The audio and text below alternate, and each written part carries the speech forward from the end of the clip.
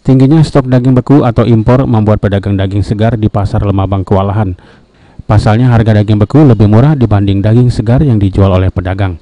Murahnya daging beku membuat beberapa pedagang menutup sementara lapak dagingnya dan menjual daging seadanya.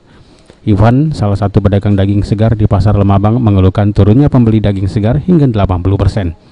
Hal ini dikarenakan tidak sebandingnya harga daging beku di kisaran yang hanya 78.000 hingga 90.000 per kilo. Sedangkan harga daging yang ia jual 120.000 di harga normal. Pedagang berharap harga daging beku dapat disesuaikan dengan daging segar atau dapat mengatasi kuota dari daging beku sendiri. Jauh, sangat jauh sekali.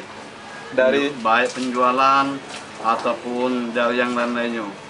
Yang jelas pembelinya ini sekarang ini sudah hilang 50%, bahkan sudah 80% dari biasa penjualan kami. Ternyata karena ada daging yang lebih murah, lebih higienis mungkin dipandangnya kan, dan lagi stoknya dia lebih banyak, lebih bagus.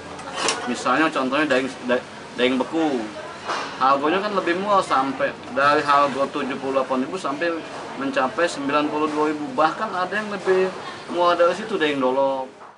Mardiansa, PAL TV.